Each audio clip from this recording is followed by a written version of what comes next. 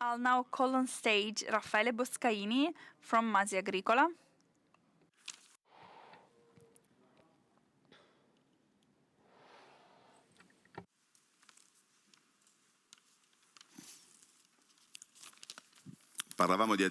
So we were talking about listed companies, and you've been listed since 2015, so just a few months after VB.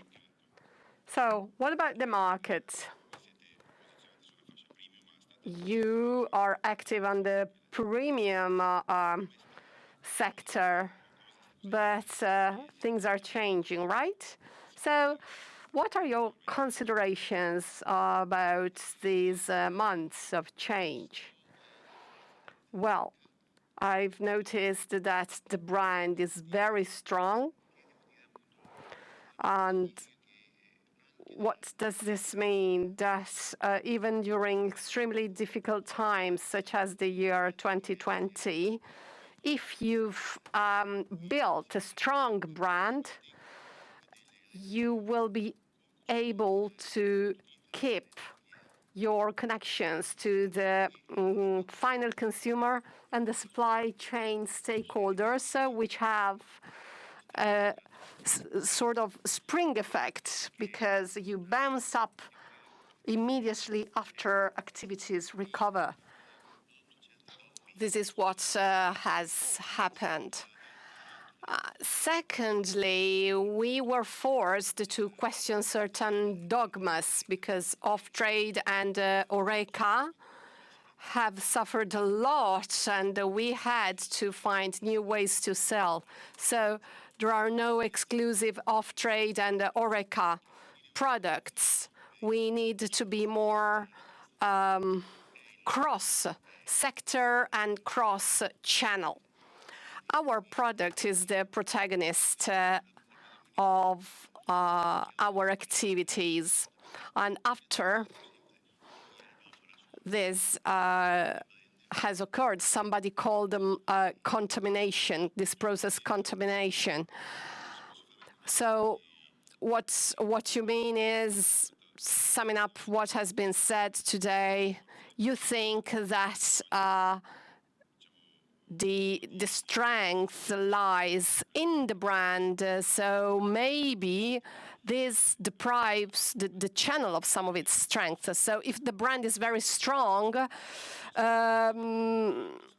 you find a way somehow to keep communication open with the final consumer. So B2C, right? Because if a client calls the company and the company is not able to provide answers, probably the final consumer and the importance of the final consumer, who is the one making or breaking it on the market, allowing you to make it or break it on the market, is not taken into consideration enough. Well, yes. After we went public, we experimented what we call margin of experience, which is a section of our website which allows us to start a dialogue directly with our final consumer, because I always say that there are many stakeholders between the company and the final consumer, but sometimes these brokers, these mediators, in a way, impact the communication of my product and my heritage. And so I have a lot of products, a lot of heritage, a family tradition, and what the final consumer sees is a waiter pouring some red wine. So the digital channel allows us to disseminate this message, which is made of heritage, as I was saying, of a history, of a very diverse portfolio of products. And this was done in 2016 with Tenuta Canova, and then in Cortina d'Ampezzo. And last June in München in Germany, we set up some physical places, the ones I have mentioned, where you can actually go and see how we produce our products. And this experience is then extended by social media. All of this allows a direct interaction with the consumers. But brokers and intermediaries, such as distributors and restaurant owners, are also part of our activities. So during the pandemic, we called these restaurant owners whose restaurants were closed and gave them moral support. We wrote them and we sent them newsletters and so on and so forth. What about your wine bars? What's next with your wine bars? Well, we would like to open one wine bar every year. This is our plan. And the places where the wine bars will be opened are places where our brand is well known, and you can add value to the brand with wine tasting, with the involvement of restaurants, the involvement of the food sector, or maybe where our product is completely new, and so it can pave the way to more investments.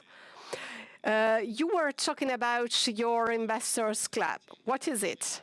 Investors Club is an initiative which stems from the observation that our stakes have become the property of private stakeholders.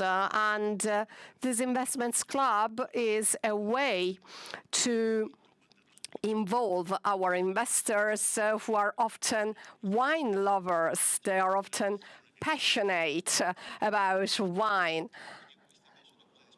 And we symbolically give them the keys to our company, so they have a space, a place, a moment where they can taste our new Amarone, or maybe a dinner with the investors. Next week, we will invite our investors to dinner after the harvest. And they also have access to a preliminary tasting of our wines. So we're talking about 1,000 stakes. So access to the club is very easy. And I think there is a word-of-mouth factor in it. Maybe an investor will come to our dinner or to our wine tasting initiative once, or maybe will take part in all the initiatives, but it's a way to get to meet. Okay. I've seen that this is something you bet a lot on. You are offering different wines. What is the rationale behind these initiatives? The trend is to stick to our tradition, which is Amarone, our traditional wine, which expresses the values of our local area, expresses the values of tradition. But there's also a cultural change brought about by COVID-19. And so we've started producing a product which is fitter for daily use. We've thought about a younger consumer who doesn't really understand the origins of wine, doesn't really understand how wine is made. I think that we've always spoken about wine in way which is too technical and creates a distance between the consumer and us. So we've started talking about wine in a way which involves the senses. And I have defined my wine, the farmer's wine. It is a Fresco di Masi wine. Its name is Fresco di Masi, and it's very genuine. It's not really a complex wine. It is not even filtered. It's really the farmer's wine, and it contains its own. It's very transparent, and it's not, the content of alcohol is quite low. So it can be drunk in a very easy way. And I do not even need a special glass. What are your goals about this wine? In 3 years' time, which share of the turnover will it cover? Well, we've been investing a lot in this wine, and we've started production with 150,000 bottles. It was very successful, and in 3-4 years, we would like to reach 1 million bottles. What's the average price? Well, 11.50 for red wine, 10.50 for white wine. So probably this wine will become a protagonist of your supply, certainly. What do you think about wine without alcohol? Well, we keep an eye on this trend. I don't really know what to think. I usually take a closer look at these things. I'm not against it. I think there is a market for this kind of wine. But in my experience, there's still a lot of work to be done. It doesn't really taste good, let's say. Okay, so Masi is a very strong brand. It's very linked to a tradition, but you're also looking at new consumers, new products.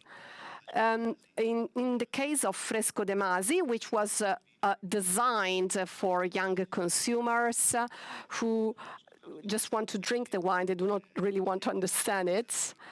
And there are people from my generation and even elderly consumers who say, wow, this is the wine of the old times. It is fresh, it is easy to drink. Wow. Okay, thank you, Raffaele, and congratulations again.